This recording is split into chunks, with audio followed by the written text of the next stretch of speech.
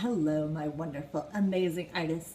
It's me, Miss Abby, and today I'm in my kitchen because I'm making chalk paint. Now, this is paint that you can use like sidewalk chalk.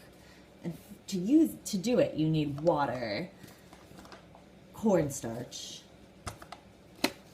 and gel food coloring, or watercolor.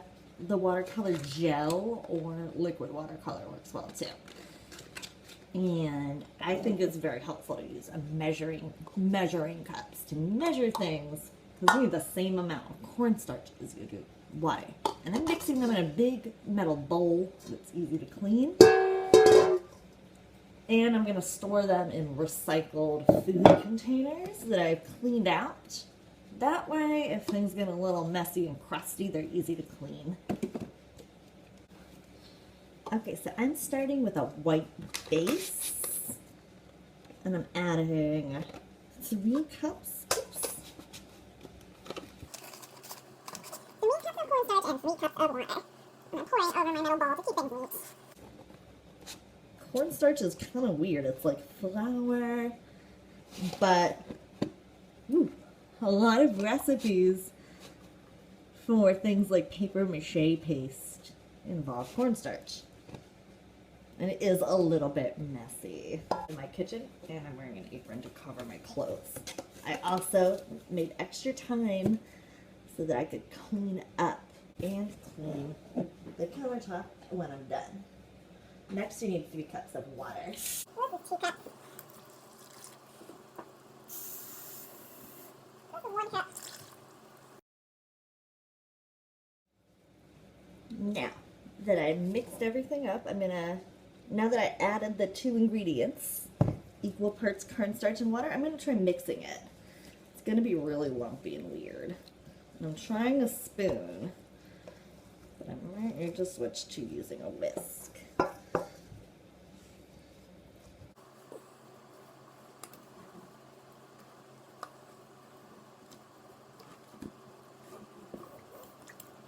little icky and messy. But I think that's kind of the fun. And cornstarch, wow, cornstarch starts weird.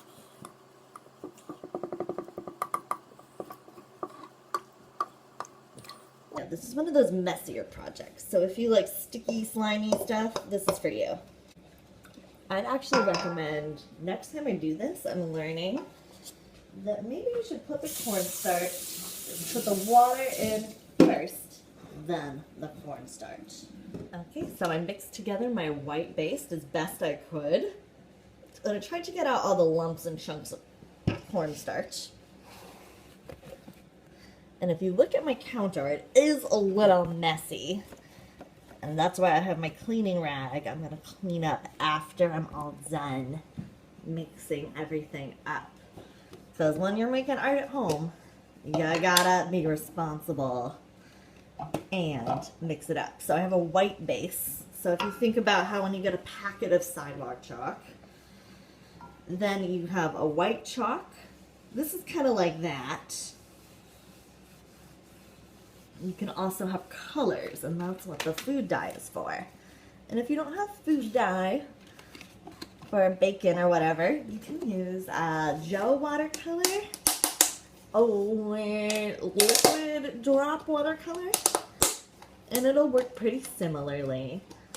Just make sure to check the ingredients and make sure they're safe for the environment, right? So probably non-toxic is what you want to look for. Then I'm going to pour this carefully over the sink into my containers, and then I'm going to put in colors.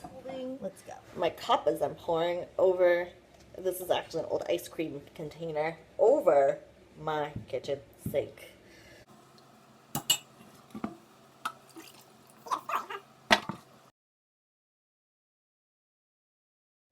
Now's the fun part. We're gonna add color. And you know me, I'm gonna mix to make new, different colors. And so, this is food dye that you'd use if you were making cookies or something like that and wanted to make colorful frosting. This stuff is really fun to use. A little drop goes a long way.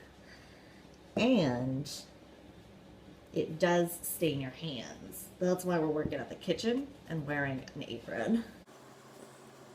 And just a drop, right? Drop. And another drop of the blue.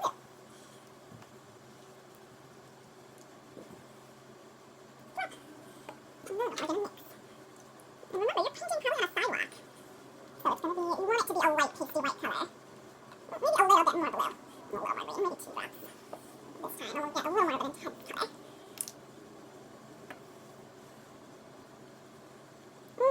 Now that looks like a color I don't think.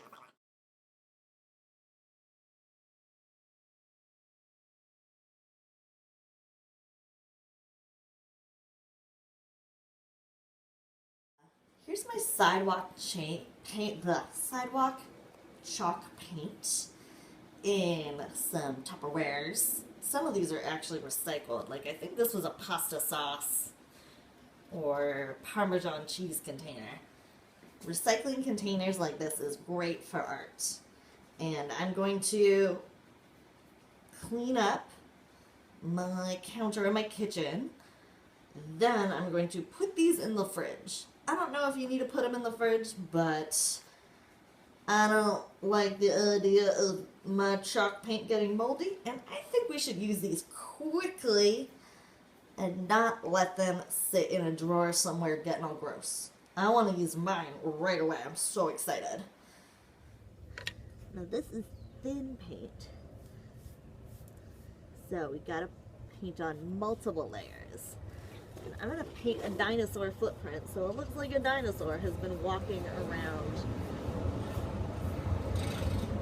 in my garden, or on my walkway, because I think that'll be fun. And you need to layer it on. And this would show up brighter if I had black sidewalks, but I don't.